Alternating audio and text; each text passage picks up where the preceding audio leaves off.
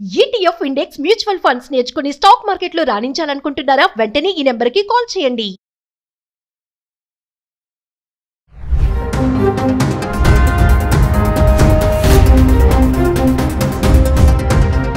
నమస్తే, welcome back to Suman TV. America అధ్యక్షుడు Donald Trump తాను యుద్ధాలు ఆపానని, నోబెల్ శాంతి బహుమతికి తాను అర్హుడనని ఇటీవల కాలంలో బహిరంగంగా చెప్పారు. తనకు తానే డంకా కూడా బజాయించుకున్నారు. ఇంకా నోబెల్ కోసం లాబింగ్ కూడా దిగారు. చివరికి ఏమైంది? నిరాశే మిగిలింది. తాను ఏమి చేయకపోయినా ఒబామాకి బహుమతి ఇచ్చారని ట్రంప్ ఆవేదన వ్యక్తం చేస్తున్నారు. దీనిపైన మరింత సమాచారం అందించడానికి తాను ఏమి చేయకపోయినా ఒబామాకు ఇచ్చారని ట్రంప్ ఆవేదన వ్యక్తం చేస్తున్నారు. దీనిపైన మరింత సమాచారం అందించడానికి అనలిస్ట్ మందరి కృష్ణారెడ్డి గారు ఉన్నారు. సుమన్ టీవీ ప్రేక్షకులకు నమస్కారం. ట్రంప్ నోబెల్ ఆశలకు నీళ్లు ఎదుర్కోవాల్సిన పరిస్థితి ఏర్పడింది. నెలల తరబడి ప్రతిరోజు ట్రంప్ నోబెల్ రావాలని కొల్లగన్నాడు. దాని గురించి విపరీతమైనటువంటి ప్రచారం నిర్వహించాడు. పిలవకుండానే చాలా దేశాలకు వెళ్ళిపోయి మధ్యవర్తిత్వం వహించినట్టుగా నటించాడు. చాలా దేశాల లోపల బెదిరించి భయపెట్టి ఆ దేశాల మధ్యలో యుద్ధం ఆపడానికి ప్రయత్నం చేశాడు. రకరకాల ప్రయత్నాలు చేసినప్పటికీ ట్రంప్కు నోబెల్ శాంతి పురస్కారం లభించలేదు. వెనిజులా ప్రతిపక్ష నాయకులైనటువంటి మరియా కొరినా మచాదోకి ఈ అవార్డు వచ్చింది. ఆమె శాంతి కోసం ప్రయత్నం చేసింది. వెనిజులా లోపల ప్రతిపక్ష నాయకురాలుగా తన వంతు పాత్రని సమర్థవంతంగా నిర్వహించి చాలా సంవత్సరాల పాటు ప్రపంచం యొక్క శాంతి కాముకులందరి యొక్క హృదయాలను దోచుకుంది. కాబట్టి ఆవిడకి ఈ నోబెల్ శాంతి పురస్కారం ఇవ్వడం జరిగింది. మరి అమెరికా అధ్యక్షుడైన ట్రంప్ కొన్ని అబద్ధాలు చెప్పడంలో సిద్ధాస్తుడనే విషయాన్ని నిరూపించుకున్నాడు. 2024లో ఆయన ఎన్నికలప్పుడు చెప్పిన విషయం ఏంటంటే, రష్యా ఉక్రెయిన్ యుద్ధాన్ని నేను అధికారంలోకి వచ్చిన 24 గంటల లోపల ఆపేస్తాను అని చెప్పాడు. ఆయన వచ్చిన తర్వాత సంవత్సరం తర్వాత అడిగారు కొంతమంది, మీరు అధికారంలోకి వచ్చిన ఒక్క రోజులోనే ఆపేస్తాను కదా, సంవత్సరం దాటిపోయినా కూడా ఇంకా ఆగలేదేమిటని అడిగితే, ఊరికే నవ్వుతూ చెప్పాను ఆ మాట, సీరియస్గా తీసుకోకండి అన్నాడు. అంటే ఒక ఎలక్షన్ల టైంలో చేసిన ఒక ప్రామిస్ను కూడా అతను నిలబెట్టుకోలేదు. అంటే అతను నిజాయితీపరుడు కాదని, నిజాలు మాట్లాడని, అబద్ధాలు మాట్లాడడంలో దిట్ట అని, తనకు తాను పొగుడుకోవడం లోపల అతన్ని మించిన వారు ఎవరు లేరని, శాంతి పురస్కారం రావాలని అనేక రకాల కుయుక్తులు పన్నాడు, అనేక రకాల ప్రయత్నాలు చేశాడు.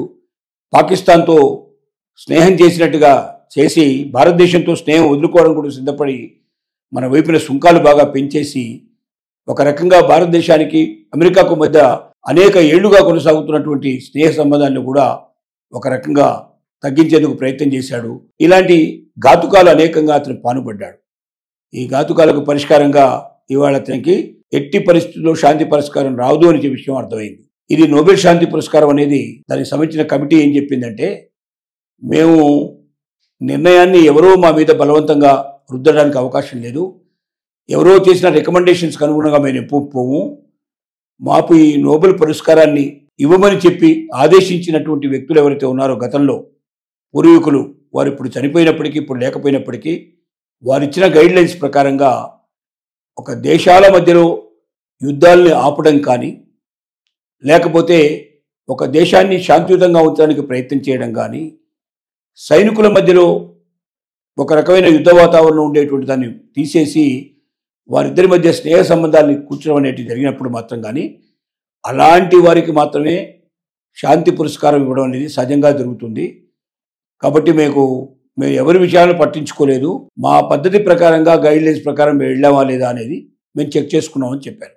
సో ఈ విషయం లోపల మరి ట్రంప్ దాంట్లో ఏమాత్రం కూడా సరితూగడని వాళ్ళకి అర్థమైంది. అందుకే వాళ్ళు మరి శాంతి దూతగా నోబెల్ పురస్కారం ఇవ్వడానికి ట్రంప్ను తోసిపుచ్చారు. అయినా ట్రంప్కు వచ్చిన రికమెండేషన్స్ అన్నీ కూడా ఫిబ్రవరి తర్వాతనే ఎక్కువగా వచ్చాయి రికమెండేషన్స్. అప్పటికే ఫిబ్రవరి ఎండింగ్ లోపల డ్యూ డేట్ ముగిసిపోయింది.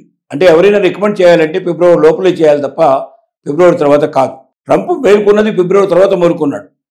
అప్పుడు తనకి ఈ శాంతి పురస్కారం కావాలనేది కోరిక కలిగింది. అప్పుడు ఇతర దేశాల మీద ఒత్తిడి తెచ్చాడు, మిత్ర దేశాల మీద ముఖ్యంగా.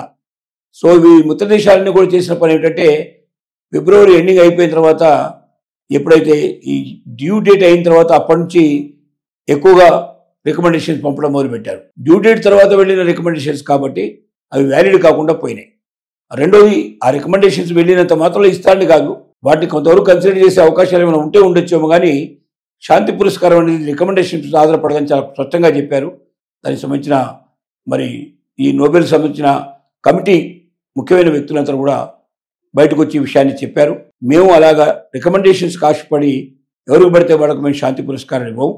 మా గైడ్లైన్స్ ప్రకారంగా ఒక 100 సంవత్సరాల పైన ఇవ్వబడుతున్న నోబెల్ పురస్కారం సరైన వ్యక్తులకు సరిగ్గా టైం లోపల అందాలి. అలాంటప్పుడే దానికి భూషణం ఉంటుంది. భవిష్యత్తులో ఆ నోబెల్ కోసం ప్రతి ఒక్కరు ప్రయత్నం చేస్తారు.